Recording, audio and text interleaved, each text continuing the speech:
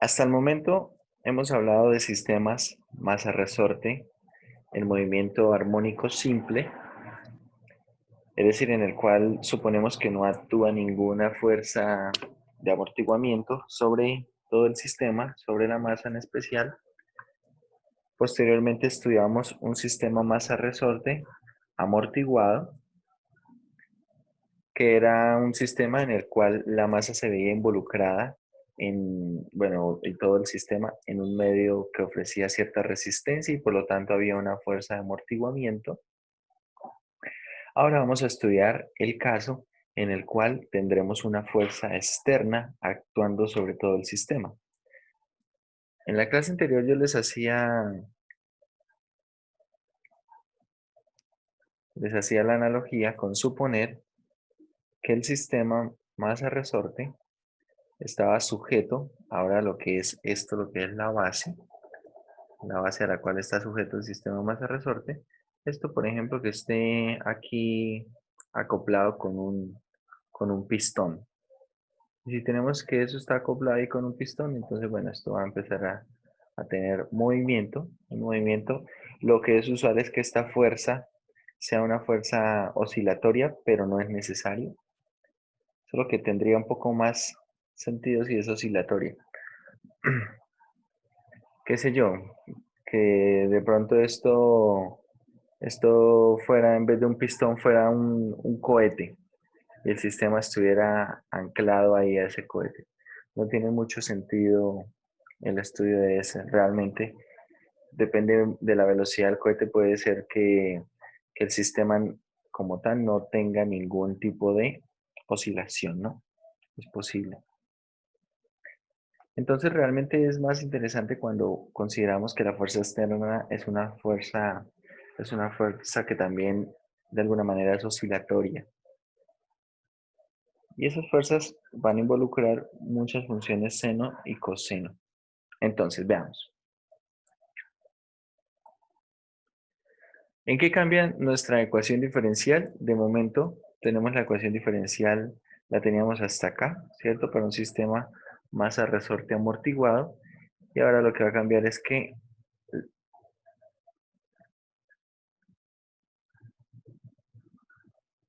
la fuerza, esta fuerza externa, va a actuar aquí. Vamos a llevar esto a una forma estándar. Nuevamente reconocemos el 2 lambda, reconocemos el omega cuadrado. Recuerden que el 2 lambda, ¿qué es? El 2 lambda es beta sobre m y que el omega cuadrado es k sobre m. ¿De acuerdo? Es k sobre m. Este f mayúscula, por supuesto, será f minúscula sobre m. Esto será la f mayúscula. Bueno, y pues acá veamos el tipo de problemas que nos podemos encontrar. Acá directamente nos pide interpretar y resolver el problema de valor inicial. Si nosotros vemos esta ecuación diferencial, ¿qué podríamos decir? Observen, a partir de la forma de la ecuación diferencial, podemos relacionar este 1/5 con la masa, ¿cierto? Tenemos una masa de un slug, de 1/5 de slug, es decir, esa masa ¿cuánto pesa? Recuerden que el peso es masa por gravedad, entonces el peso será la gravedad que es 32 y la masa eh, será 1/5. Tenemos que la masa pesa 32 quintos. Por acá tenemos una fuerza amortiguadora numéricamente igual a 1.2 la velocidad instantánea. Y por acá podríamos hallar a partir del valor de K, ¿cierto? Este viene siendo nuestro valor de K. Podríamos decir algo con respecto al desplazamiento, pero acá igual está el desplazamiento, ¿cierto? Tenemos en cuenta lo siguiente. Acá la fuerza, que será 32 quintos, va a desplazar el resorte El resorte lo va a desplazar. Acá tenemos, bueno, no sabemos cuánto estira el resorte. Para saber cuánto estira el resorte en un momento, en el momento en el que se acopla como tal el resorte, vamos a ver cuánto mide el resorte. Por ejemplo, acá tenemos, estos serán, bueno, tenemos aquí ya la constante, ¿cierto? La constante. Y bueno, tenemos acá el desplazamiento, X. Es decir, que este X será 16 quintos. ¿Sí? Esto es lo que estira el resorte, ese peso. Y bueno, ahí podríamos seguir encontrando algunas cosas a partir de solo la ecuación diferencial. Por este lado tenemos la fuerza externa. Acá tenemos la fuerza externa, 5 coseno de 4t. La posición inicial es un medio. Esto es una posición inicial por debajo de la posición de equilibrio. La velocidad inicial es 0, por lo tanto parte del reposo. Bien, parte del reposo. Y bueno, uno podría hacer esa interpretación allí y obtener algunas cosas. ¿Sí? Por ejemplo, bueno, la masa es un slug, el beta es 1.2, se libera al reposo una media unidad, pie o metro por debajo de la posición de equilibrio. El valor de K es 2 libras por pie. Y bueno, luego tenemos la ecuación diferencial. Ya sabemos resolver este tipo de ecuaciones diferenciales. Tengo una ecuación diferencial con coeficientes constantes. ¿Qué hago? Ecuación auxiliar, ¿cierto? Uso la ecuación auxiliar y encuentro las raíces de la ecuación auxiliar, que son estas que están aquí. Por lo tanto, la solución complementaria será esto que está acá. Esta será nuestra solución complementaria. Y luego, pues, a partir de la forma de la parte no homogénea, podemos plantear nuestra solución particular, ¿cierto? Podemos plantear allí nuestra solución particular, que como vemos nosotros aquí, nuestra solución particular es 5 coseno de 4t. Por lo tanto, acá vamos a escribir algo del estilo a coseno de 4t más b seno de 4t. Y bueno, una vez planteamos inicialmente esta solución particular, vamos a ponerle x de p, x sub p. Veamos cómo es la solución complementaria.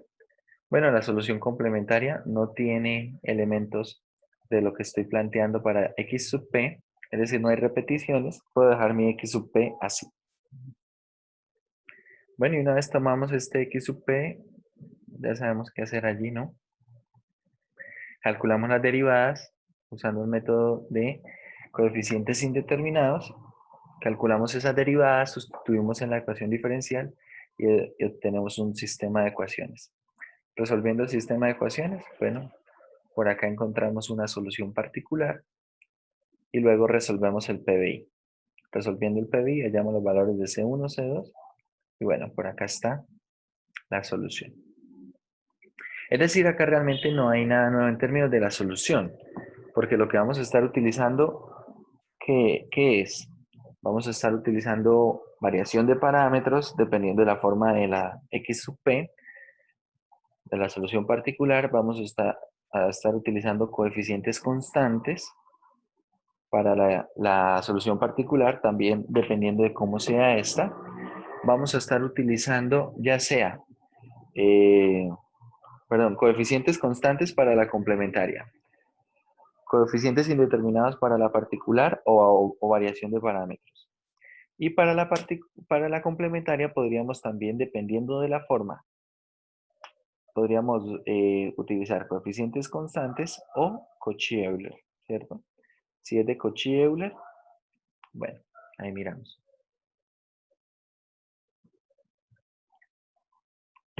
Acá realmente no vamos a encontrar en este tipo de problemas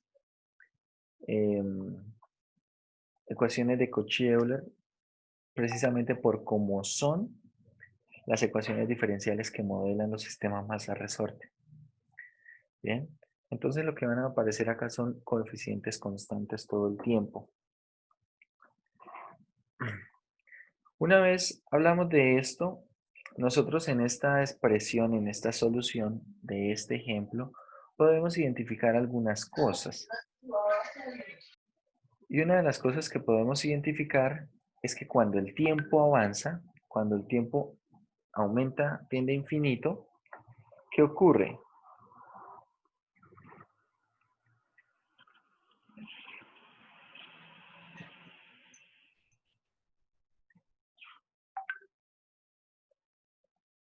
¿Qué ocurre? Si ustedes observan cuando el tiempo aumenta a infinito, esta parte e a la menos 3t se hace cero, ¿cierto? Es decir, si el tiempo, bueno, uno dice aumenta a infinito o, no sé si alguna vez habrán visto esta notación con doble signo de mayor. ¿Alguna vez la han visto? Si uno le pone simplemente así, t mayor que cero, dice es positivo, ¿cierto? Si tiene doble signo de mayor, o puede ser también de menor, esto se lee como significativamente mayor que. Este se lee simplemente como mayor que. Con doble es significativamente mayor que. No hay triple mayor que. No lo he visto al menos yo. Esto quiere decir que el tiempo va a ser muy grande, ¿vale? O bueno, si uno quiere hablar de tendencia, puede poner que el tiempo va infinito o que ha pasado un largo tiempo. En este tipo de problemas se dice que ha pasado un largo tiempo. Cuando el tiempo aumenta bastante, resulta que esta partecita de acá, e a la menos 3t, tiende a cero. Y por lo tanto, todo esto que tenía que ver con la solución complementaria va para cero y solamente me quedaré con esta parte de la solución, ¿cierto? Y claro, cuando el tiempo va aumentando, esto sigue oscilando. Son funciones seno y coseno. Por eso es que tiene sentido que la fuerza externa sea oscilatoria, sea en términos de senos y cosenos. Y esto va a continuar, esto va a continuar. Cuando el tiempo aumenta bastante, todo esto se hace cero. ¿Qué quiere decir? Observen lo que quiere decir esto. Que el movimiento de todo el sistema, básicamente el movimiento de la masa, tiene exactamente el mismo movimiento de la fuerza externa. Es decir, en algún momento, por efectos de la fuerza externa, el sistema va a tener un movimiento independiente del de la fuerza externa, pero como estamos viendo, mm, podríamos considerar que después de un largo tiempo, el sistema permanece prácticamente estático, lo que es el sistema, la base, el resorte y la masa permanecen prácticamente estáticos, no hay desplazamiento, ¿cierto? No hay desplazamiento más allá de lo que haga que se desplace la fuerza externa, ¿vale? Esto va a recibir algunos nombres y a la solución, a la parte de la solución asociada con la solución complementaria, le vamos a llamar término transitorio y a la solución asociada con la solución particular le vamos a llamar término permanente de la solución. ¿Bien? Término transitorio o solución transitoria y término permanente o solución permanente. ¿Por qué? Precisamente esta es transitoria porque cuando el tiempo aumenta considerablemente, prácticamente es cero, pero cuando el tiempo aumenta considerablemente, esta segunda parte permanece. Por eso se llama término permanente de la solución o solución permanente. En los ejercicios a veces preguntan cosas por el estilo. Halle la solución permanente del problema tal. Bien. Bueno, por acá tenemos otro problema. Tenemos otro problema por aquí. Otra ecuación diferencial que representa un sistema masa resorte forzado y amortiguado. Bueno, dice donde x1 es una constante. La solución dice que está por esto que está acá. la solución va a estar dada por esto que está acá. Y por lo tanto, acá se puede reconocer lo que es el término transitorio, ¿cierto? Porque este es el término transitorio. Acá encontramos un e a la menos t. Y este será el término permanente. El 2 seno de t. El 2 seno de t. Acá tenemos, bueno, una ecuación diferencial de un movimiento forzado no amortiguado. Y bueno, se trabaja un poco con esto. Por acá se tienen unas soluciones. Acá hay ahora algunos ejemplos. Tal vez son un poco más aplicables en física. Pero bueno. Estos son sistemas masa resorte forzados. También incluye el amortiguamiento. Vamos a estudiar ahora la analogía con circuitos en serie y vamos a ver circuitos LRC.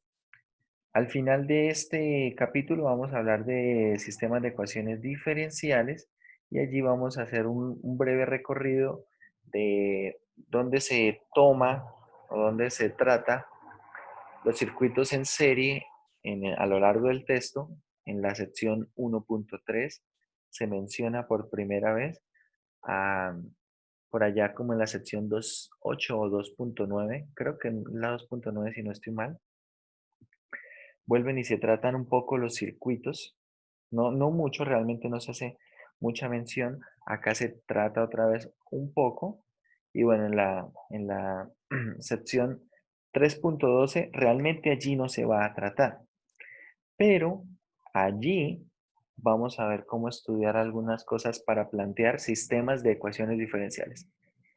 Algunos de los sistemas que vamos a plantear en la 3.12 no los vamos a poder resolver ahí mismo, inmediatamente, por la complejidad que puede tener todo el método.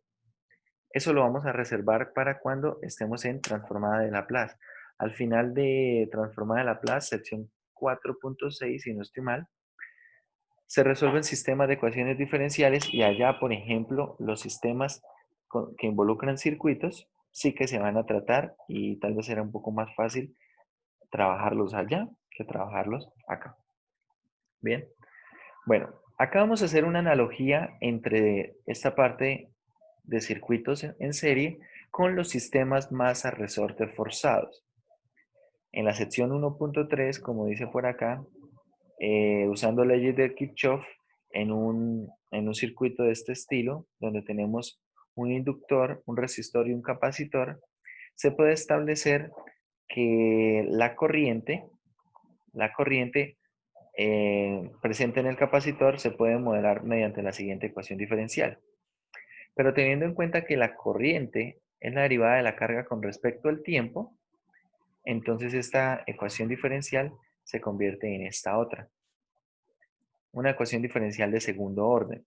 Y si ustedes observan, esto que está acá tiene una forma muy parecida a lo que es la ecuación diferencial que modela un sistema masa resorte amortiguado forzado.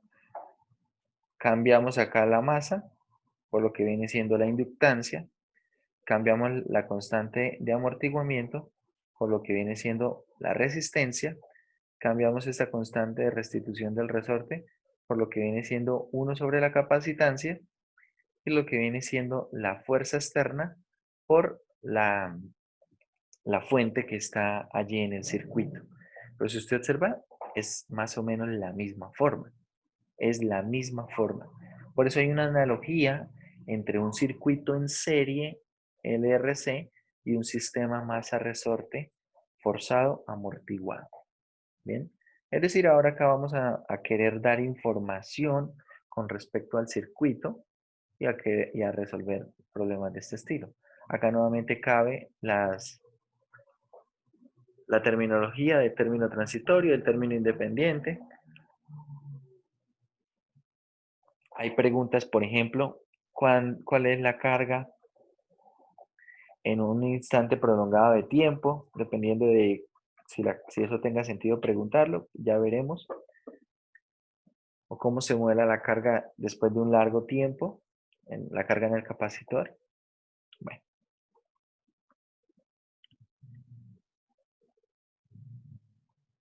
Entonces veamos.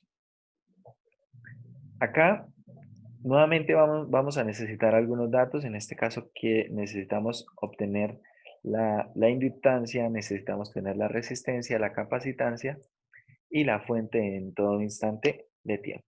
Bien.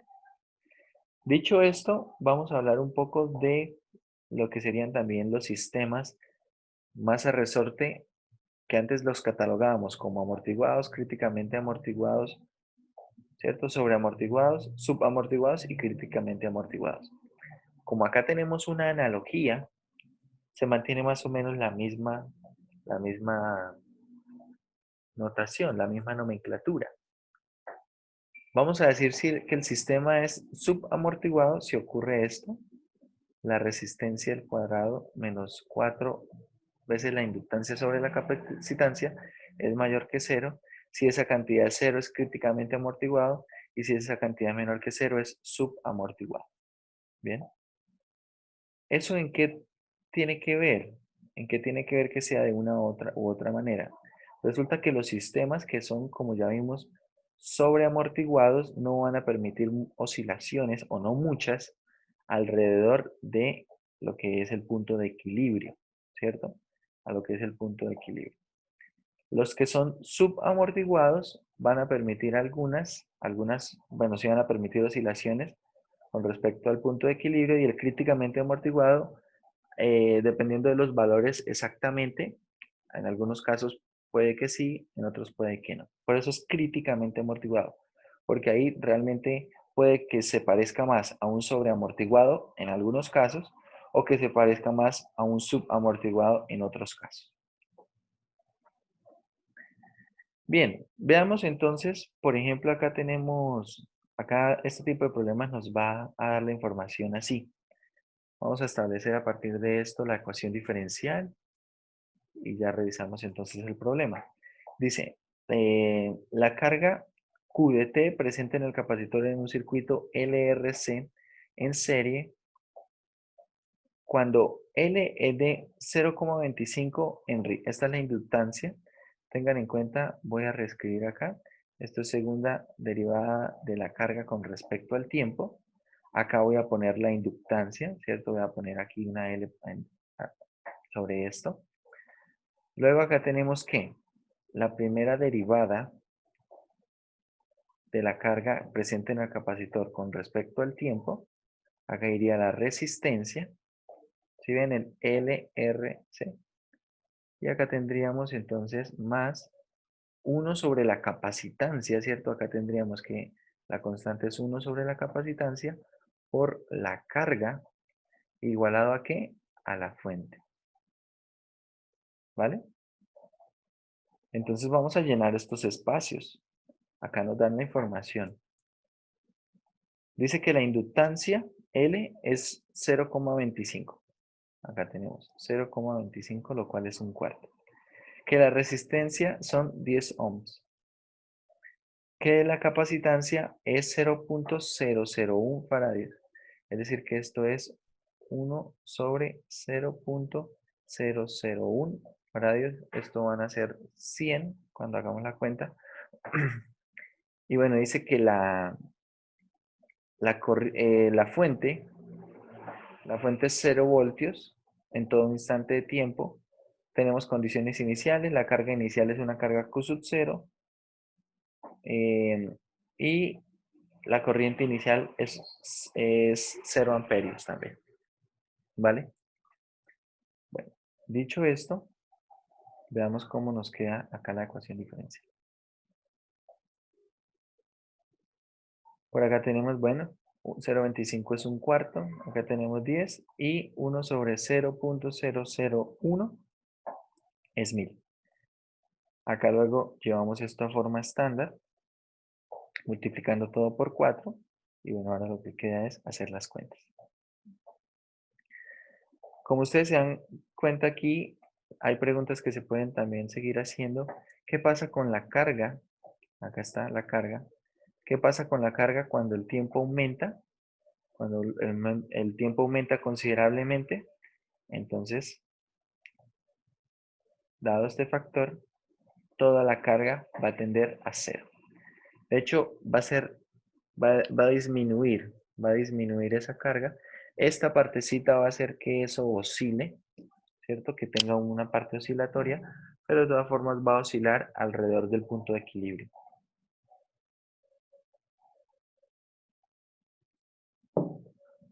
Bien. Acá las conclusiones son más o menos las mismas que en el sistema forzado.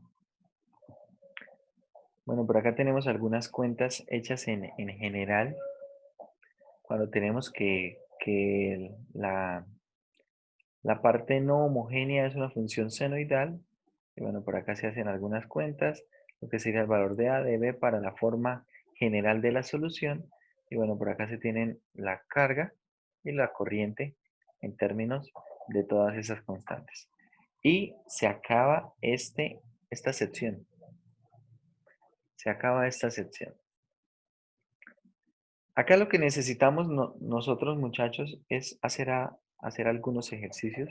Realmente, una vez uno le toma la práctica, toma práctica con esto, puede ver que estos ejercicios pueden ser bastante sencillos.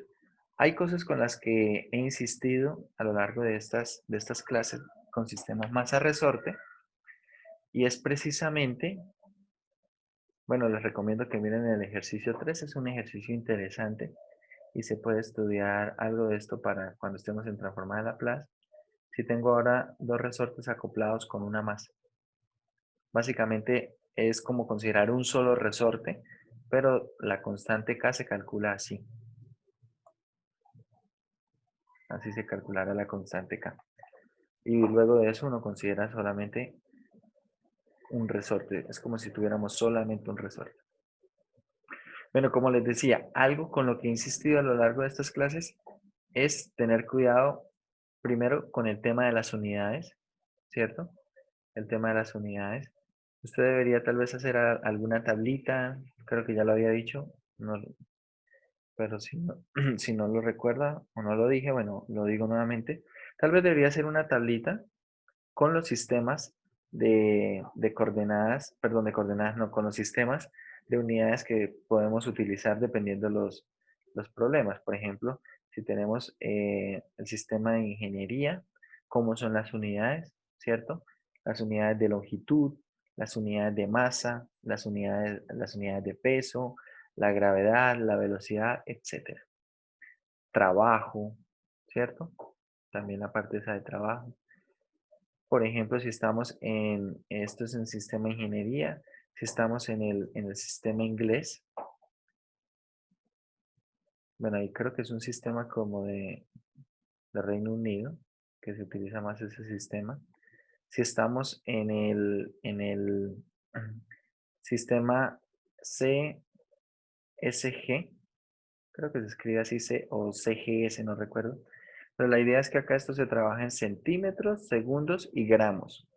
Bien. Y acá las unidades, pues bueno, las distancias se miden en centímetros, el tiempo se mide en segundos y lo que viene siendo la masa, lo que viene siendo, eso se va a medir en gramos, ¿vale? Pero si usamos por ejemplo, estas unidades, ¿cómo se describiría una fuerza? Por ejemplo, una fuerza ya no se puede medir en newtons, ¿cierto? Porque newton, ¿qué es? Newton tiene que ver con metros, por ejemplo, y esto tiene que ver con centímetros. Entonces ahí ya no podemos usar newtons, tenemos que usar otro tipo de unidades. Esta tablita debería usted haberla construido, yo creo que al menos desde el curso de cálculo 2, porque en el curso de cálculo 2 se empiezan a utilizar este tipo de unidades, sobre todo si ustedes revisan en la parte de trabajo. En la parte de trabajo, si no recuerdo mal, uno estudia esa partecita y bueno, realmente empieza a encontrarse con algo de estos sistemas de unidades. A ver, vamos a abrir por acá. A ver, trabajo. Eso debe ser la sección capítulo 6, al final del capítulo 6, que son aplicaciones. ¿cierto? Acá estamos, precisamente trabajo. Observen, acá tenemos para lo que es la fuerza, distancia y el trabajo mismo. En sistema ingenieril, libra, pie y pie por libra, para lo que es el trabajo. En en el sistema internacional, newtons, la distancia en metros y el trabajo en newton metro, que es un joule. Y acá la fuerza se mide en dinas, en el CGS, la distancia se mide en centímetros y el trabajo se mide en dina por centímetro, lo cual se conoce como ergios. Pero esta tabla esto deberían ustedes ampliarlo. Por ejemplo, la masa cómo se utiliza, ¿cierto? Acá en el sistema ingenieril, como estamos viendo nosotros, se están utilizando los slugs, ¿cierto? Se están utilizando los slugs. En el sistema internacional se utilizan los kilogramos, acá se están utilizando los gramos. Hay que ir mirando, hay que ir completando esto con respecto a los tiempos, cómo se utilizan tiempos, aunque bueno, creo que en todos se utilizan segundos. Pero esta tablita debería tener usted una tablita ahí bastante decente, porque yo me imagino que a lo largo de su carrera va a seguir necesitando hacer cambio de unidades y bueno, se vuelve un poco complicado, bueno, no complicado, pero sí tedioso que usted tenga que volver a hacer esta tablita cada vez que la necesite. Esto lo están utilizando ustedes todo el tiempo, todo el tiempo. Y realmente a veces solamente con pasar desapercibido algunas unidades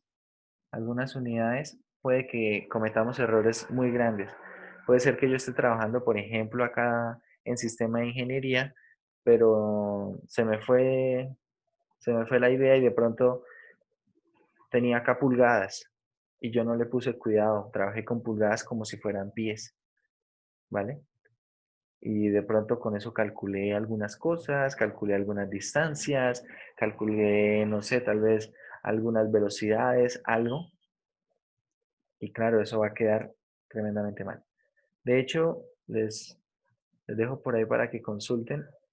Si no estoy mal, no recuerdo si fue en la NASA, en algún momento se cometió un error muy grave que costó millones de dólares, simplemente por no tener cuidado con los sistemas de unidades, ¿sí? Se estaba trabajando, creo que esa información venía de otra parte del mundo, no estoy muy seguro, pero se trabajaba en otro sistema de unidades y simplemente se tomó acá, o bueno, no acá, sino en Estados Unidos, y se tomó allá y se trabajó como si estuvieran con las mismas unidades y bueno, los resultados fueron desastrosos. Les dejo para que consulten si obtienen por ahí esa información. En la próxima clase me comenten. Pero estos sistemas de unidades, muchachos, es para tener mucho cuidado. Y como les digo, no es broma, no es por molestar. Ustedes deberían estar construyendo una tablita de esto. Y yo sé que a medida que ustedes van avanzando en cursos especializados en su carrera, van a seguir aumentando esa tabla y le van a seguir poniendo unidades dependiendo de los conceptos que estén trabajando. Entonces acá tener mucho cuidado con eso porque eh, acá en este texto les gusta realmente mezclar las unidades precisamente para que usted como estudiante esté pendiente de leer bien las unidades, de entender con respecto a qué unidades se trabaja, con respecto a qué unidades se trabaja, y bueno. Bueno, vamos a hacer algunos ejercicios. Vamos a hacer algún ejercicio de sistema masa resorte forzado y luego hacemos uno de los que son análogos con circuitos. Si ustedes ven los de circuitos, realmente en casi todos nos dicen, bueno, quién es la inductancia, es decir, nos dan los datos, la resistencia, la capacitancia, la fuente y así. Pero en el sistema masa resorte todavía, en el forzado, todavía nos pide a partir de la descripción del problema, nos pide hallar algunos datos. Entonces, por ejemplo, el problema 30, podríamos hacer el problema 30. Si quieren, miren el problema 30. Vamos a revisar este problema 30.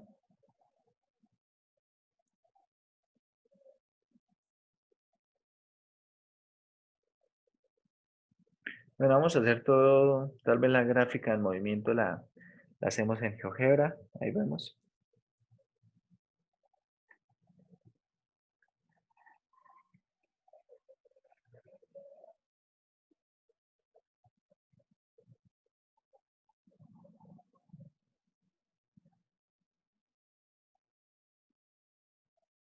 Y bueno, recordemos, para este tipo de sistemas, masa-resorte forzados, como en la ecuación diferencial. La ecuación diferencial es segunda derivada de la posición con respecto al tiempo.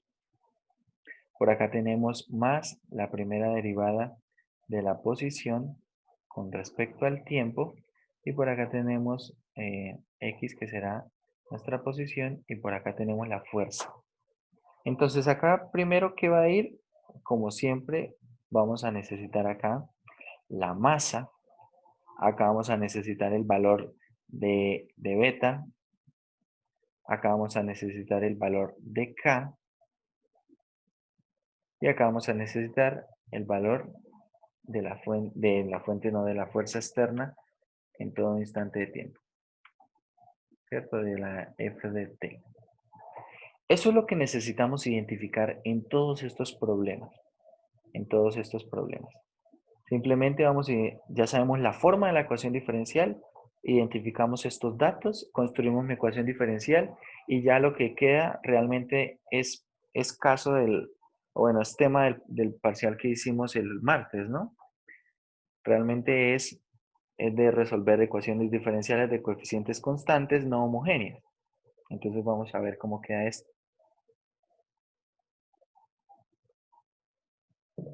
En este problema, bueno, nos dicen la masa es de un slug directamente. La masa es de un slug. Se sujeta a un resorte cuya constante es de 5 libras-pies. Este es el valor de K. La constante es de 5 libras-pies. En un inicio, la masa se libera desde un pie por debajo de la posición de equilibrio con velocidad descendente de 5 pies sobre segundo. Es decir, ¿cuál es la posición inicial? La posición inicial es un pie, ¿cierto? Está por debajo de la posición de equilibrio, por lo tanto es positivo. ¿Cuál es la velocidad inicial?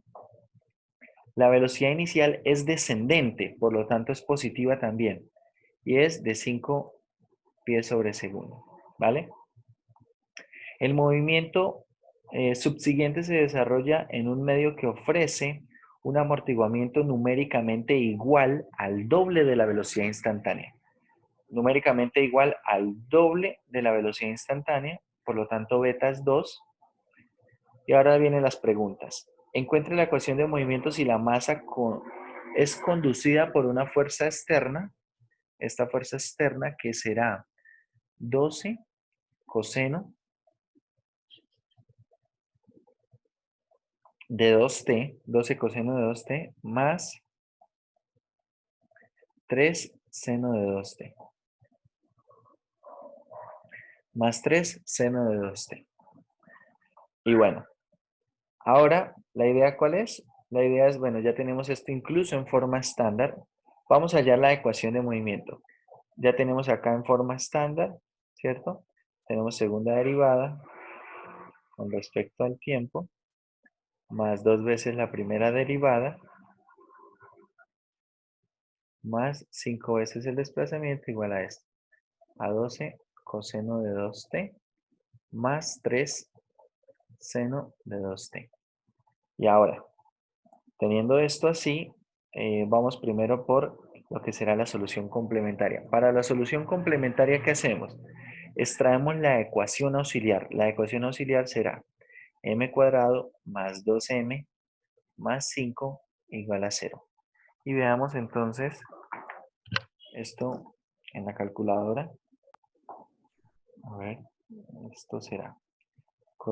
Los coeficientes son 1, 2 y 5. tenemos que las raíces son, m1 es menos 1 más 2i, m2 es menos 1 menos 2i, menos 1 menos 2i.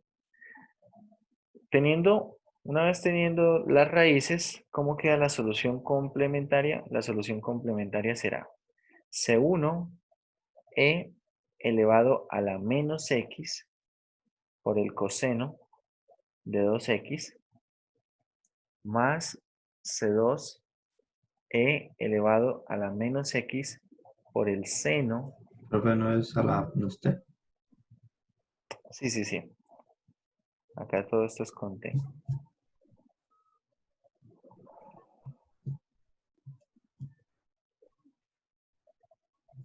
Eso.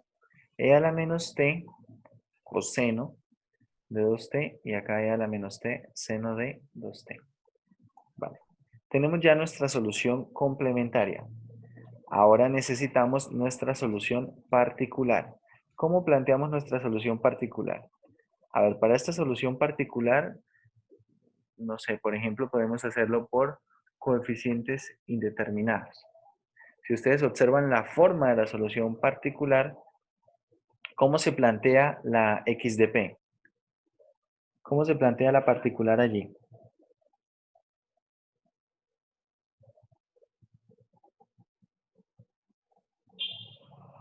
Se va a plantear como a coseno de 2t más b seno de 2t. Simplemente así, ¿cierto?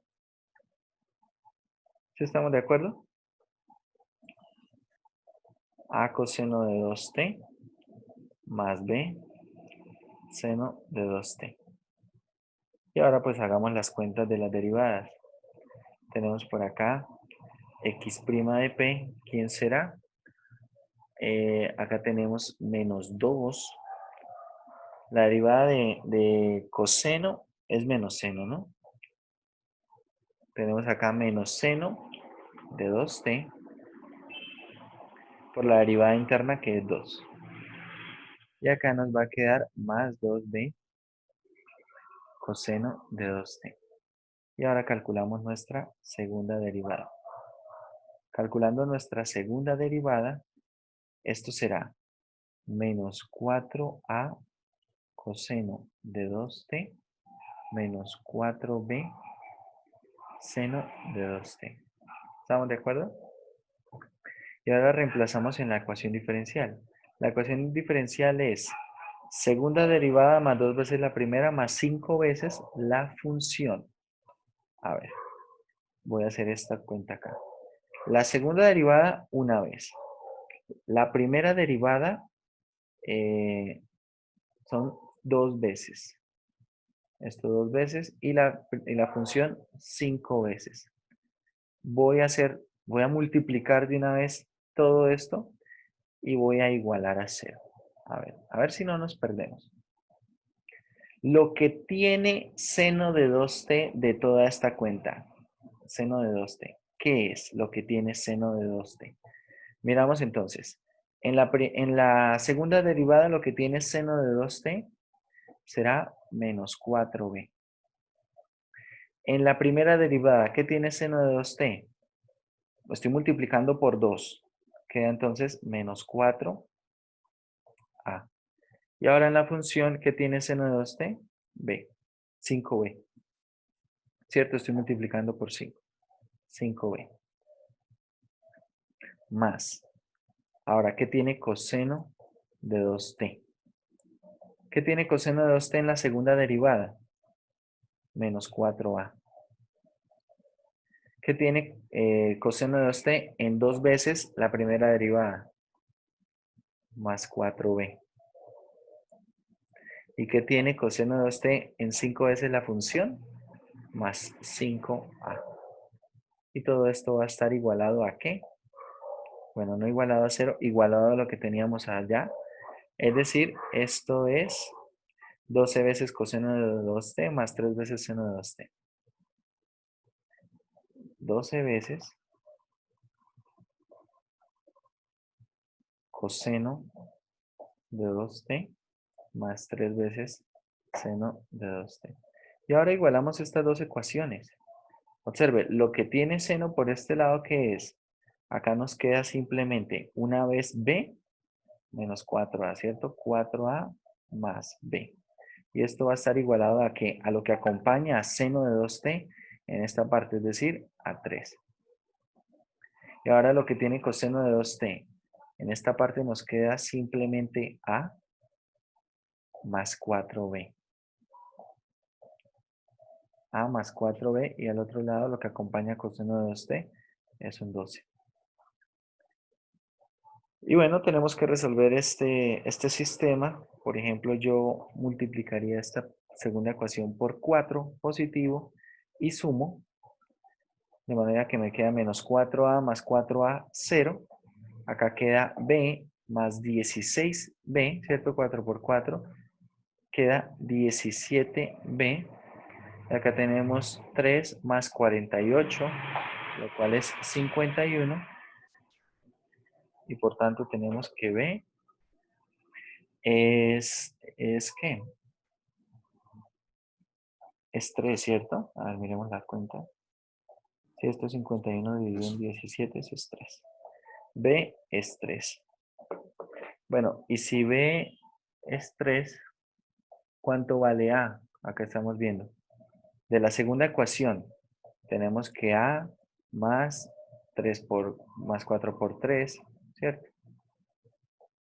Esto va a ser igual a 12. Esto es 12, por lo A tanto igual a A 0. vale 0. Y listo, tenemos nuestra solución particular. Nuestra solución particular. Esta solución particular, ¿qué forma tiene? Bueno, teníamos, observen, acá hay que ser muy cuidadosos con la forma, ¿no? A coseno de 2t más b seno de 2t, a vale 0, entonces nos queda simplemente b seno de 2t, ¿vale? Nos queda así. Y de esta forma, nuestra solución general x de t es la solución complementaria, que es c1 e a la menos t. eh, Creo que era coseno de 2t y seno de 2t, ¿cierto? Miremos de todas formas. Sí. Más c2 e a la menos t, seno de 2t. Y acá más 3 seno de 2t. ¿Qué falta hacer ahora? Someter todo esto a las condiciones iniciales. ¿Cuáles son las condiciones iniciales? ¿Cuánto era x de 0? Si no estoy mal, x de 0 valía 1. 1, ¿Y x' de 0 valía cuánto? 5. 5. Vale. Bueno, entonces, x de 0 vale 1. Aplicando x de 0, tenemos 1 igual a ¿qué? Observe, si t vale 0, seno de 0 es 0, ¿cierto? Es decir, todo esto se va a hacer 0, esto también se va a hacer 0, y por lo tanto solamente queda c1 e a la 0 es 1 y coseno de 0 es 1. Por lo tanto queda c1 igual a 1. Ahora hay que calcular la segunda derivada. Perdón, la primera derivada. La primera derivada de todo esto. X' de t. ¿Quién es? Bueno, esto va a ser, hay que usar acá productos, ¿cierto? Acá tenemos productos. Bien. C1 ya podemos incluso sustituirlo. C1 vale 1. Entonces nos queda derivada de e a la menos t será menos e a la menos t por el coseno de 2t más e a la menos t por la derivada de coseno queda menos 2 veces e a la menos t seno de 2t, ¿cierto? Seno de 2t. Acá ya estamos aplicando el valor C1. Ahora esto más C2 por la derivada de e a la menos t nos queda menos C2 e a la menos t seno de 2t más C2 e a la menos t coseno de 2t, ¿cierto? Ahora derivamos seno. Finalmente la derivada de esto que está acá. Más 6 veces coseno de 2t.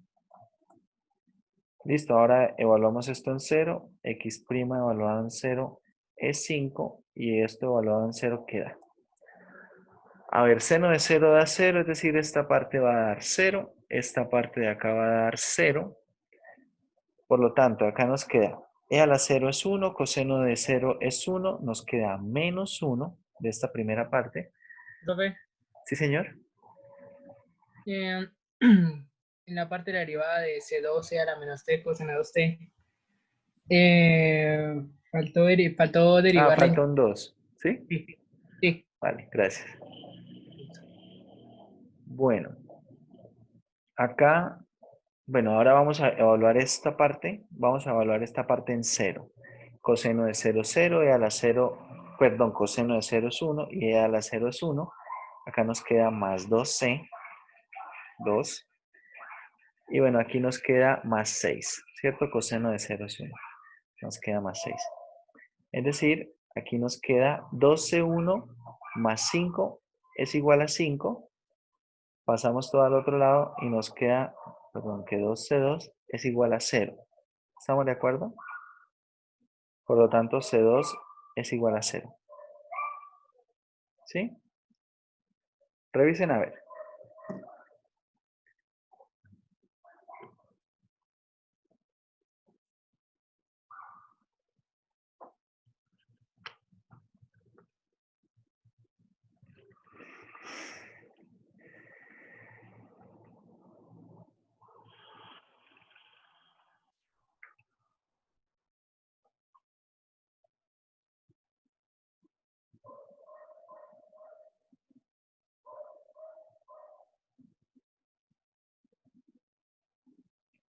¿Sí está correcto?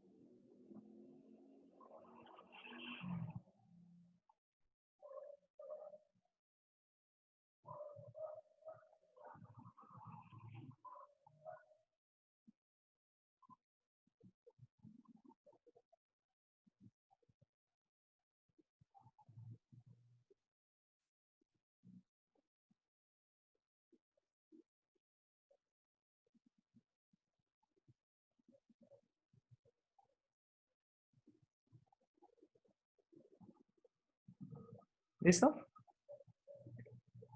Bueno, si las Profe, cuentas pues están bien, es que me da como a 3 medios. que le da, C2 le da 3 medios. Y sí, X' le queda tal cual la tenemos nosotros, acá escrita. no, es que yo aquí me lo hago con el Euler a la menos T como factor común del coseno y el seno. Y entonces derivo con productos ahí. Igual le quedaría lo mismo que hacer es, o sea, que está acá, pero haciendo un factor común y a la menos t también. Sí, pero no sé por qué.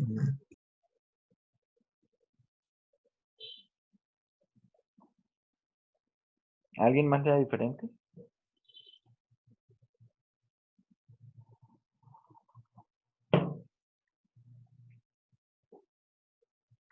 A ver, tenemos la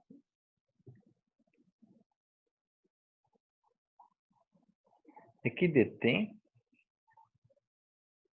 Ah, está aquí, está acá. A ver, miramos la derivada.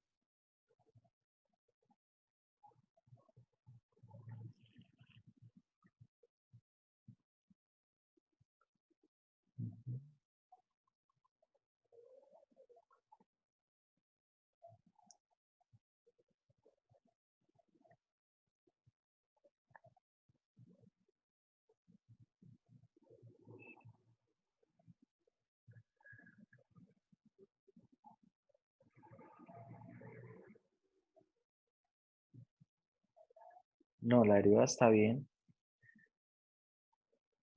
Este x' está bien y evaluado esto en 0. A ver, esto va a dar 0, esto va a dar 0. Acá esto va a menos 1. Da 2c2. Y acá queda 6. No, efectivamente C2 da 0. Revise ahí a ver de pronto si hay algo. Es decir, de esta x de t tenemos C2 da 0 y por lo tanto nuestra ecuación del movimiento x de t, ¿quién será? Será C1, que es 1, e a la menos t, coseno de 2t, ¿cierto? C2 vale 0 y queda simplemente más 3 seno de 2t. Es esta parte, la parte permanente de la solución. Esa sería la solución. Esa sería la ecuación de movimiento. ¿Qué otras preguntas se hacían allí en el PDF? Vamos a ver.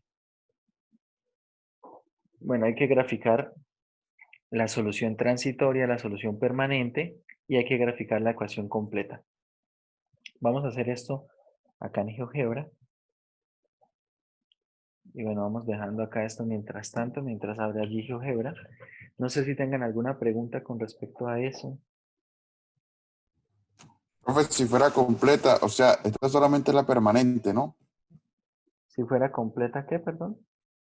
O sea, esta X de T que está ahí es solamente la permanente.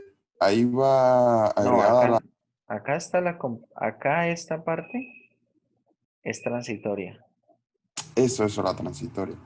Ahí faltaría la permanente, ¿no? No, esta es permanente. Ah, esta es la parte transitoria y esta es la permanente. ¿Sí? O sea, esto que está acá está relacionado con quién. Esto está relacionado con la particular. Y esto está relacionado con quién? Con la complementaria. Lo que está relacionado con la complementaria. Esto fue lo que quedó de la complementaria. Lo que quedó de la complementaria es la solución transitoria. Y lo que quedó de la particular es la solución permanente.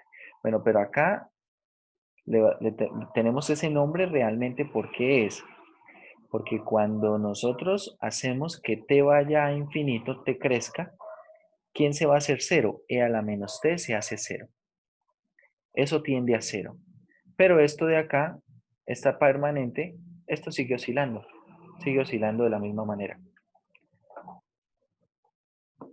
Vamos a dibujar esto. Precisamente lo que se quiere en el ejercicio. Bueno, tenemos que esto es e a la menos t, coseno de 2t. Veamos acá. Entonces, bueno, y igual a e elevado, madre, elevado a la menos x por el coseno de 2x. Acá está. Ustedes observan, bueno, en la parte negativa no me interesa porque esos serán tiempos negativos y no tiene sentido para el problema. Pero acá vemos cómo está haciendo estas oscilaciones. Me interesa es a partir del tiempo t igual 0. A partir del tiempo t igual 0, observe esto, como había dicho el problema, arranca desde 1. Arranca desde 1 y bueno, si ustedes observan acá, tiene algunas oscilaciones. Tal vez uno piensa que pasa 1, 2, 3 veces. Es tal vez lo que uno percibe, que pasa 1, 2, 3 veces por el punto de equilibrio y luego se queda allí. Pero de hecho no es así. De hecho no es así. Uno puede seguir haciendo un zoom y no sé si se alcanza a percibir ahí en pantalla. Hay algunos momentos. Acá, por ejemplo, está sobre el eje X. Acá en esta parte está por debajo del eje X. Y acá hay otro momento donde empieza a estar por encima. Pero claro, ya después está muy, muy cerca al eje. Bueno, en este caso sería nuestro eje T, ¿no? El eje del tiempo. Y bueno, acá uno podría seguir haciendo un zoom, un zoom, un zoom. Y vean, acá ya empieza a distinguirse que no es exactamente el eje T, ¿no? Miren, acá ya se ve que hay una distancia. Pero la idea es esa, que esto va a tender a acercarse muy, muy rápido a la posición de equilibrio y luego esas oscilaciones pueden ser despreciables para lo que es el problema. Bien. Esto sería la solución transitoria. Transitoria básicamente porque va muy rápido a lo que será la posición de equilibrio, es decir, va muy rápido al cero. Y la solución permanente, acá tenemos, esto era 3 seno de 2t, si no estoy mal. Pero aquí, de 2x. Y acá tenemos nuestra solución permanente. ¿Sí ven? Nuestra solución permanente va oscilando todo el tiempo de la misma manera. No tiene alteraciones. Ahora vamos a graficar la completa, que era la parte C del problema. Tenemos entonces aquí e elevado a la menos t por el coseno de 2t más 3 veces el seno de 2t. Y a ver, ahí estaría. Bueno, voy a quitar de momento esta de acá. Observen, bueno, está... Claro, acá hay algunos cambios, es que son muy, muy imperceptibles estos cambios. Cuando ya la comparamos con esta gráfica, si ustedes observan realmente dónde hay cambios con respecto a la solución general en contraste a la solución permanente. Si ustedes observan, los cambios se aprecian acá entre el 0 y más o menos por aquí, entre 0 y 3. Cuando la solución que proviene de la complementaria, observe, aquí ya esta solución transitoria se hace muy cerca a 0. Y si ustedes observan, acá básicamente estoy haciendo esto, x sub c más x sub p. Y si esta parte a partir de 3 se hace 0, ¿qué queda? Solamente queda x sub p. Por eso esta gráfica azul y la gráfica roja se ven idénticas, una encima de la otra. Bueno, bastante cercanas. ¿Por qué? Porque aquí hay la cantidad la que estoy cambiando acá, la que le estoy sumando aquí de p es muy pequeña, es decir, en esta imagen, acá la distancia de las imágenes entre lo que es solamente la solución permanente y lo que es la solución de movimiento, la ecuación de movimiento, la distancia es muy pequeña. Pero claro, ¿dónde se ven cambios? Los cambios realmente se ven en esta parte entre 0 y 3 para este problema. Un cambio muy, muy marcado, ¿cuál es? La posición inicial. La posición inicial, miren, es 0 para la solución permanente, pero nuestra ecuación de movimiento es ¿quién? Es 1. ¿Sí? Nuestra ecuación de movimiento es 1. Entonces ahí se ven algunas diferencias. Eso es lo que pasa cuando tenemos un movimiento forzado. Cuando tenemos un movimiento forzado. Y bueno, acá más o menos las constantes que están apareciendo en todo el problema permiten ver algo. ¿Por qué? Porque si por ejemplo esto en lugar de ser e a la menos t, hubiese quedado como e a la menos 3t, esto va a decrecer. Observen. Acá tenemos y veamos si cambiamos aquí por 1 e a la menos 3t. Si ven que decrece mucho más rápido, ahora uno podría considerar bajo bajo cierto intervalo de confianza, podría considerar que la ecuación de movimiento para la solución transitoria se hace 0 a partir de 1. Si ven que antes encontraba que se podía ver como nula después de 3, ahora a partir de 1. Miren, está muy, muy cerca a partir de 1 de todo esto.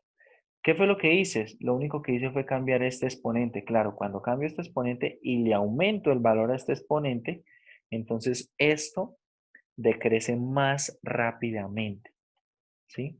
Es más rápido. Si ahora, por ejemplo, hago lo contrario, voy a cambiar acá, en lugar de ponerle 3, vamos a ponerle 0,3. Y miren que ahora permite muchas más oscilaciones.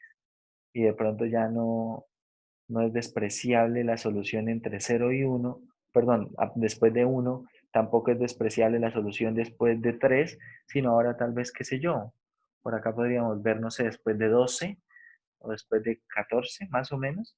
¿Sí ven? Hay una mayor cantidad de oscilaciones percibibles. No es que de ahí en adelante no oscila, ya sigue oscilando infinitas veces, pero es que acá se pueden percibir diferencias, ¿cierto? Más o menos hasta 10, dependiendo de cuánta exactitud quiera yo, con cuánta exactitud quiera el problema, pero de ahí en adelante puedo ver que es muy justo, muy cercano al E.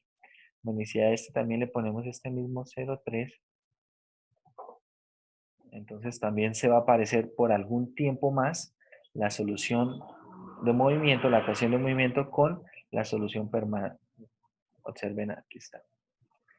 Es decir, no empieza a aparecerse inmediatamente, tan rápido. Acá en esta parte vemos distancias, hasta donde podemos empezar a ver que son muy, muy parecidas o muy, muy cercanas, tal vez a partir de 6. A partir de 6 en adelante, las dos curvas se ven muy, muy iguales, ¿no? Entonces de eso se trata cuando uno habla de un movimiento amortiguado, de un movimiento subamortiguado, de un movimiento críticamente amortiguado, porque bueno, si le pongo este menos 0,3, tal vez esto corresponde a un movimiento subamortiguado. Si le pongo el 3, tal vez ya es un movimiento sobreamortiguado, tal vez hay algún punto medio, tal vez el 1 podría ser críticamente amortiguado, pero eso depende principalmente del valor de las constantes que están en el sistema masa-resorte. Pero eso es lo que ocurre, eso es realmente lo que ocurre cuando yo hago cambiar esos valores con respecto a las gráficas. Bien, bueno, vamos a volver entonces acá al PDF. Acá teníamos entonces nuestra solución. Y vamos a hacer ahora un ejercicio de la parte de circuitos, una analogía en esta parte de circuitos. A ver, un comentario aquí antes de continuar con esto, muchachos. Uno podría, por ejemplo, todo este problema, en lugar mirando la solución particular, como debería plantearse,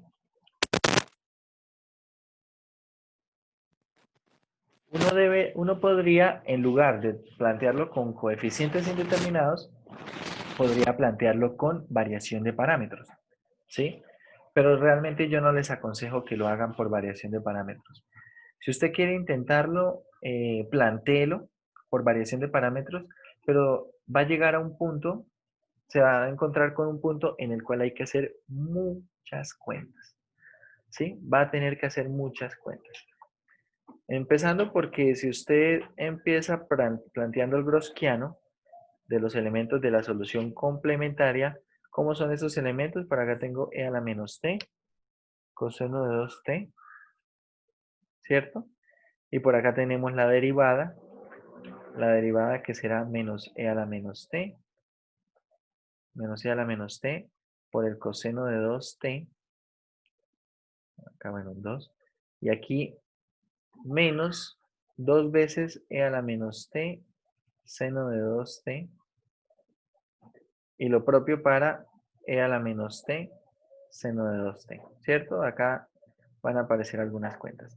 Pero ahora piense, este es el Gaussiano. Tengo que hacer cuentas acá, multiplicar, bueno, reducir todo lo que se pueda. Cuando querramos obtener el W sub 1, el W sub 1 vamos a cambiar esta primera columna por 0. ¿Y quién? 12 veces coseno de 2t más 3 veces seno de 2t. Y con esto, y lo que quede acá, ¿cierto? El e a la menos t y su derivada, seno de 2t, tenemos que hacer cuentas. Van a hacer muchas cuentas, van a tener que hacer aquí muchas cuentas, y luego van a quedar las integrales. Que no recuerdo si esas integrales salen triviales, o creo que en esas integrales habrá que hacer varias partes. Habrá que hacer algunas por partes. De pronto por allá queda algunas con sustituciones usando las propiedades de las trigonométricas, ¿cierto? De pronto queda por allá un seno cuadrado de 2t. Tengo que usar ángulos medios. Luego tengo que tal vez reducir eso a funciones trigonométricas con exponente 1 y luego se integrar. Es decir, las cuentas salen muy extensas. Muy extensas. No quiere decir que no se pueda. Sí se puede. Se puede resolver por variación de parámetros.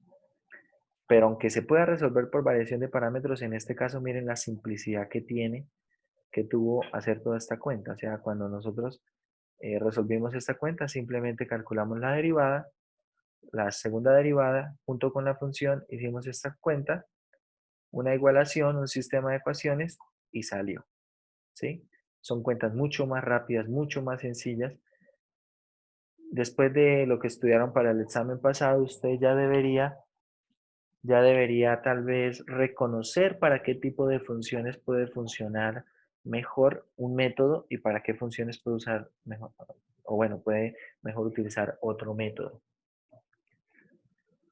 Yo recomiendo en lo particular, cuando tenemos funciones así con seno y coseno en suma, utilizar coeficientes indeterminados.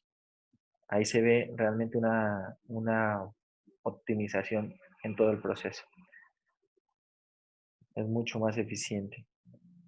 Entonces, ese detalle, usted puede atacarlo de otra forma, pero las cuentas pueden salir más largas.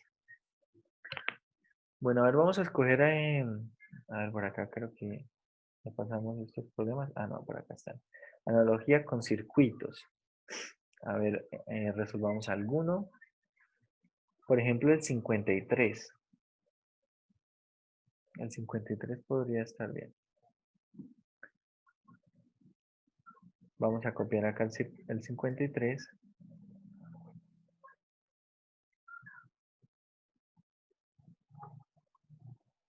Y vamos a resolverlo.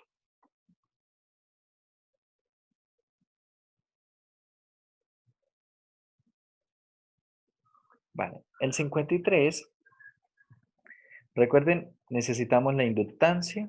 Acá la inductancia es un medio. Esto va a ir multiplicado por la segunda derivada de la carga con respecto al tiempo, ¿cierto?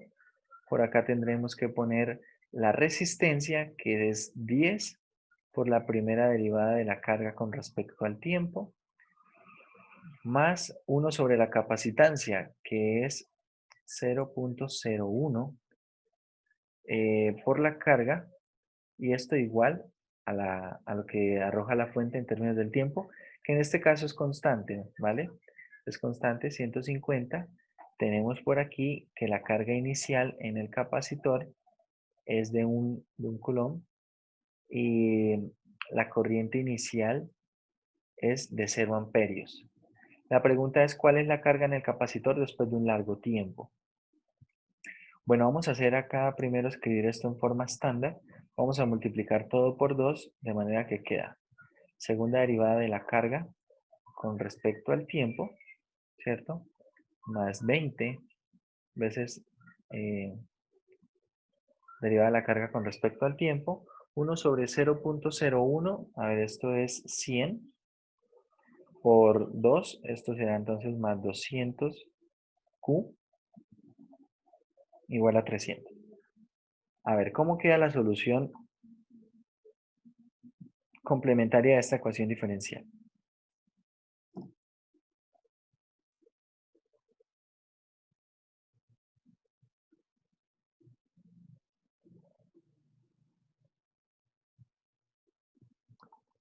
Veamos. Acá tenemos,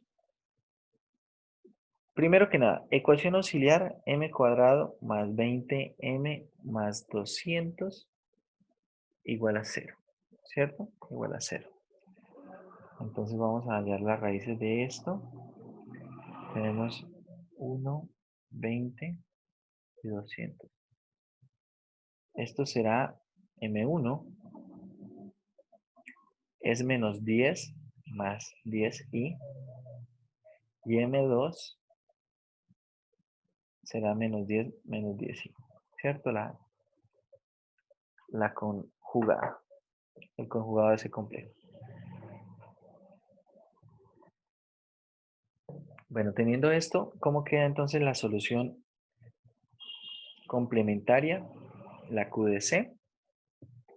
Esta Q sub C será C1 E elevado a la menos 10t por el coseno de 10t más C2 E elevado a la menos 10t por el seno de 10t. A partir de la solución complementaria, perdón, la solución particular, observe que esta parte no homogénea es simplemente una constante. Entonces, ¿cómo vamos a plantear nuestra Q sub P? Simplemente lo planteamos como una constante A, ¿cierto? De manera que Q sub P' es 0 y Q sub P segunda es 0 también.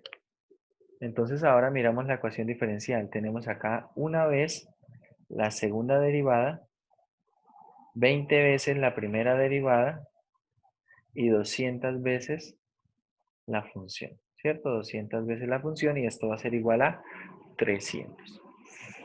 Entonces, bueno, hacemos la cuenta, sumo todo esto y todo esto va a dar 200A y esto va a ser igual a ¿quién? A 300. De modo que A, ¿cuánto vale? A vale 3 medios. Y bueno, esta será la solución particular. Esta será la solución particular.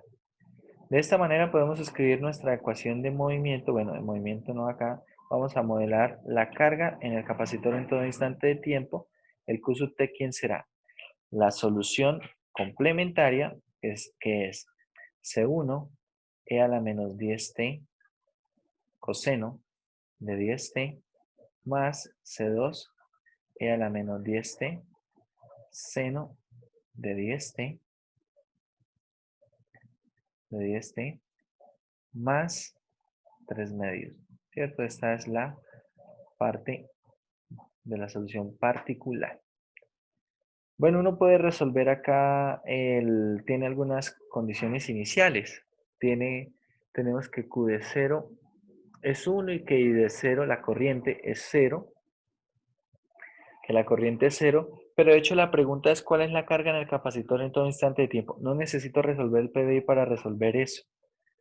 ¿Por qué? Porque si yo hago que el tiempo aumente, esto se va a hacer 0 y esto se va a hacer 0. Es decir, si t tiende a infinito, o puedo escribirlo también así, si t es significativamente mayor que 0, entonces Q de t, ¿cierto? Q de t es 3 medios, se puede considerar como 3 medios, ¿cierto? Coulombs. Esto es la carga que tiene, se tiene presente en el capacitor después de cierto tiempo, ¿no? De un tiempo prolongado.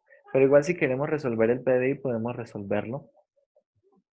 Podemos hacer, bueno, Q evaluado en 0, dice que es 1 y esto evaluado en 0. Esto evaluado en 0, seno de 0 es 0. Acá nos va a quedar C1 más 3 medios. Bien, entonces C1 vale menos 1 medio.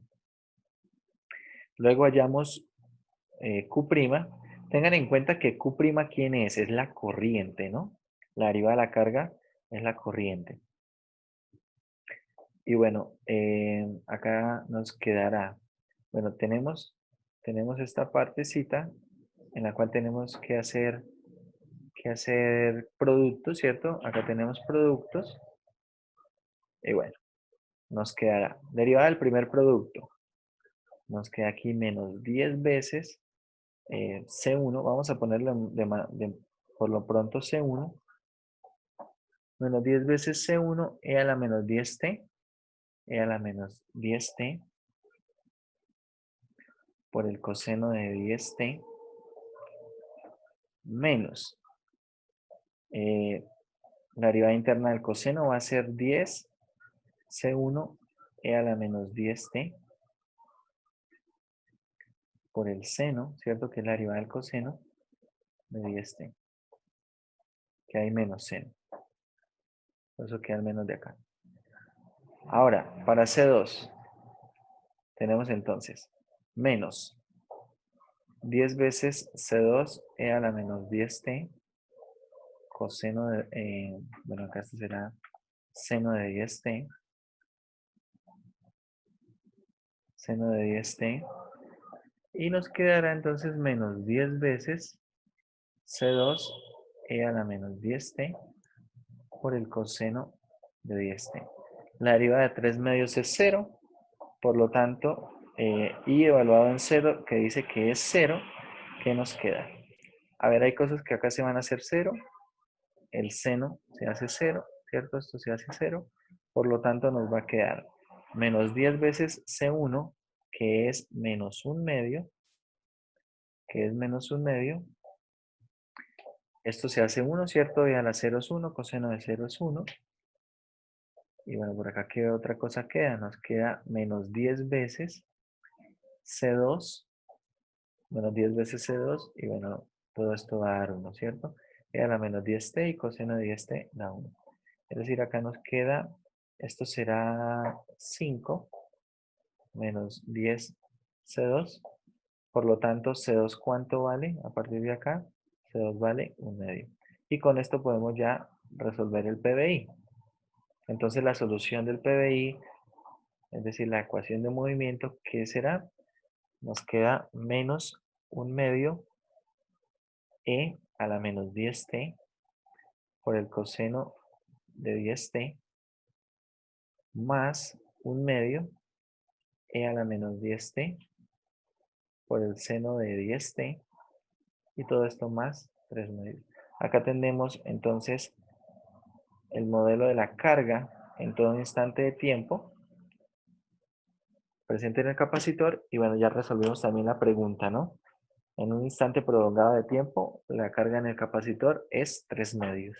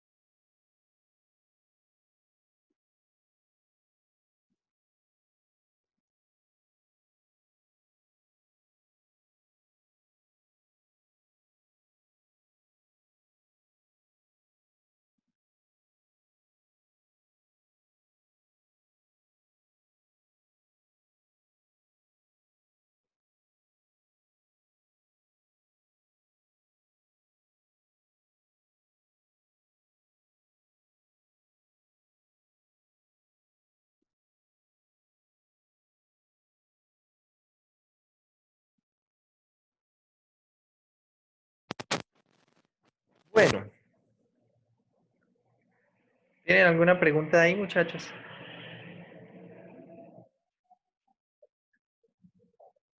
Estos son los circuitos en serie, los que vamos a estudiar acá.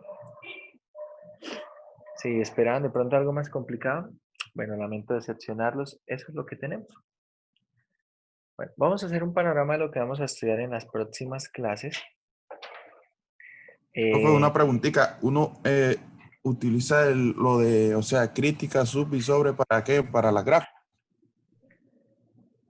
Para la gráfica, claro, pero piense ahora lo siguiente. Piense ahora lo siguiente, Luis. Por ejemplo, ¿yo cómo sé si es críticamente amortiguado, subamortiguado o sobreamortiguado? Eso lo puedo saber a partir del valor de lambda cuadrado menos omega cuadrado. ¿Estamos de acuerdo? Recuerde que 2 lambda en un sistema masa-resorte es beta, que es constante de restitución, perdón, constante de amortiguamiento sobre la masa. Por lo tanto, lambda será beta, ¿cierto? Sobre 2 veces la masa. Y esta cuenta yo la puedo escribir toda en términos de beta, que acá beta sobre 2m al cuadrado menos el omega cuadrado. ¿El omega cuadrado quién es? Es K, la constante de restitución del resorte, sobre m, ¿vale? Es decir, como le digo yo, ¿para qué necesito eso?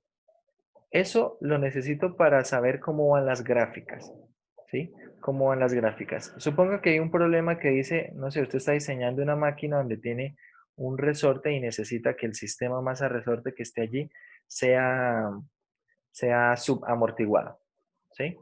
Que sea subamortiguado. Entonces, por ejemplo, la masa, suponga que la masa ya está. Suponga que la masa ya está. Suponga que la constante, como ya tiene usted fijo un resorte, vamos a suponer que tiene fijo un resorte, tiene fijo una masa, también ya está. Lo que falta averiguar acá es el valor de beta. ¿Quién debe ser beta para que el sistema, por ejemplo, sea subamortiguado? ¿Sí? Pueden encontrar preguntas como esa. Entonces, claro, yo ya tengo acá mi resorte está fijo, tal vez mi masa también ya está fija, y ahora todo esto lo voy a poner en un medio acuoso, en un medio que ofrezca amortiguamiento, ¿vale? Entonces ahora la pregunta es, bueno, ¿cuánto debe ser esa constante de amortiguamiento para que mi sistema sea, por ejemplo, subamortiguado? Y si quiero que sea subamortiguado, no sé, tal vez incluso podría dar algunas características. De momento, tal vez lo que sí podemos resolver es esto. ¿Quién podría ser beta? ¿Sí? Para que el sistema fuese subamortiguado. Bueno, beta puede tomar varios valores, ¿sí? De hecho, para beta se va a dar un intervalo. Beta va a vivir en tal intervalo. ¿Y cómo hago para saber eso? Por ejemplo, para que el sistema sea subamortiguado. ¿Qué se necesita? Que esta cantidad como sea. Positiva, negativa o cero. Lambda cuadrado menos omega cuadrado. ¿Qué se necesita? Positiva. Entonces, si es positiva es subamortiguado, ¿cierto? Entonces, cuando sea positiva, yo ahora quiero resolver esto. Entonces, piense usted que yo ya tengo el valor de quién. Yo ya tengo el valor de m, ya tengo el valor de k. Ahora lo único que necesito es resolver esta desigualdad para beta. Y claro, la solución de esta desigualdad para beta, que esas desigualdades se estudian desde cálculo 1, eso va a tener solución en un intervalo. Claro, entonces acá yo voy a tener que beta va a vivir en un intervalo, sí voy a tener que decir, bueno, beta vive en este intervalo para que todo el movimiento sea subamortiguado. Y ya, como les digo, en la industria eso tiene mucha utilidad, porque claro, si yo, por ejemplo, tengo un intervalo que es un intervalo cerrado AB, entonces de pronto, si tomo el valor de beta igual a A, esto será subamortiguado, pero tal vez permite pocas oscilaciones. Tal vez necesito un punto medio o tal vez necesito más oscilaciones, entonces pruebo con B y si yo ahora reemplazo el valor de B para beta, miro la ecuación de movimiento y miro cuántas oscilaciones tiene, ¿cierto? Esto ya se hace de manera dinámica en un software de geometría, por ejemplo, GeoGebra puede ser, y uno ingresa ahí un deslizador que varía en este intervalo, ¿sí? Que varía en este intervalo y bueno, a partir de la solución obtiene cuántas oscilaciones quiere para ese sistema masa resorte, ¿sí? De momento lo que uno puede resolver es problemas como este. Hay un intervalo en el cual deba vivir beta para que todo el sistema sea, por ejemplo, subamortiguado. ¿Bien? Y claro, el hecho de ser subamortiguado o críticamente amortiguado o sobreamortiguado tiene que ver con la gráfica y tiene que ver con la cantidad de oscilaciones que puede permitir. Realmente el subamortiguado, como les digo, permite infinitas oscilaciones. ¿Sí? Acá lo vemos en GeoGebra todavía. Permite infinitas oscilaciones. Pero ¿qué pasa? Que aunque permite infinitas oscilaciones, puede ser que no todas las oscilaciones sean relevantes. ¿Sí? Por ejemplo, yo quiero saber, no sé, que las oscilaciones no superen un quinto. Si acá tenemos 1, acá por ejemplo quedará un quinto. Si yo quiero que las oscilaciones no superen un quinto, entonces tal vez a partir de, qué sé yo, del segundo 8 en adelante, las oscilaciones no se mueven un quinto más allá de la posición de equilibrio. ¿sí? Suponga que esto es un problema en el cual, no sé, usted tiene una máquina y necesita que la máquina se detenga, relativamente se detenga, en, no sé, en 10 segundos. Porque si de pronto se detiene en un menor tiempo, hay mucho desgaste en las componentes. Si se detiene en un mayor tiempo, de pronto hay un sobrecalentamiento de las componentes. Entonces, tal vez usted ha hecho un estudio y ha analizado y ha decidido que la forma óptima es que se detenga en 10 segundos.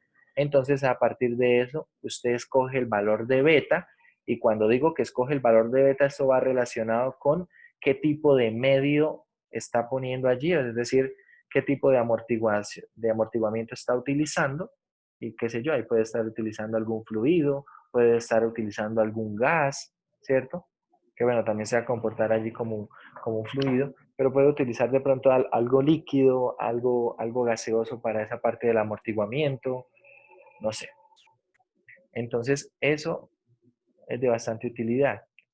Claro, ahora uno puede también, acá tal vez podría resolver problemas de esos, es verdad, pero no lo vamos a hacer nosotros aquí. Tiene que ver un poquito con más de análisis numérico y cosas así.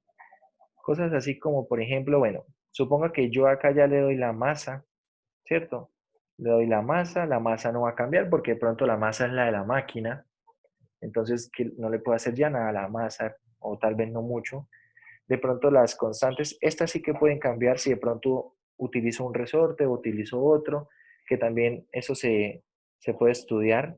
Si ahora mantengo el beta fijo, es decir, yo ya decidí que mi sistema de amortiguamiento es este, entonces, ¿qué tipo de resorte o un resorte con qué constante debo utilizar para obtener los resultados deseados? Pero bueno, suponga que la constante ya está y nuevamente tengo el beta. Tengo una posición inicial, por ejemplo, acá, y yo digo, bueno, yo quiero que cuando pasen 10 segundos, el desplazamiento no supere, no se salga de esta franja. Quiero que no se salga de esta franja. Quiero que arranque a partir de acá, ¿sí? De una posición 2, por debajo de la posición de equilibrio, ¿sí? Y quiero que parta, no sé, del reposo. Quiero que parta del reposo. Ahora lo que quiero saber es debe ser el valor de beta para que esto ocurra. Si de pronto tengo un sistema sobreamortiguado, puede ser que esto haga así. Y claro, se va a mantener dentro de esta franja, pero se frenó muy rápido, ¿cierto? Se detuvo muy rápido. Y tal vez ese cambio tan brusco, ¿cierto? Que no permite así algunas oscilaciones, que no permite que esto se vaya deteniendo poco a poco, sino esto tan brusco realmente no va a ser bueno, por ejemplo, para muchas máquinas. Va a causar un sobreesfuerzo en algunas partes de la máquina y bueno, eso es malo. Pero si de pronto ya tengo un movimiento subamortiguado, que es muy subamortiguado, y de pronto esto hace así, entonces se sale de mi umbral. Yo quiero que esto, cuando pasen 10 segundos, se mantenga dentro de esta franja. Entonces tampoco me sirve. Un movimiento críticamente amortiguado tal vez no sería el que estoy buscando. Necesito un movimiento que sea subamortiguado, pero con un valor de beta que haga que esto se mantenga acá. Simplemente así. Esto se puede estudiar en este curso, ¿sí? Pero como les digo, realmente la idea es que esto es algo más computacional. ¿Por qué? Porque ahora uno pues va a dejar toda la solución en términos de beta, claro está, suponiendo que beta es constante, y entonces ahora va a poner a variar el valor de beta y ver, por ejemplo, a los 10 segundos si se mantiene o no se mantiene con las condiciones que se requieren. Bien, de momento, como les digo, la aplicación para nosotros no será más que esa, pero no quiere decir que no tengamos aplicaciones. De hecho, esa parte es muy, muy importante para lo que es las aplicaciones, ¿sí? Lo que es la industria. Bueno, próximas clases. Problemas de valores de frontera. Esto lo iremos a ver en la clase tal vez del martes. Problemas de valores de frontera. Bueno, vamos a tener aquí.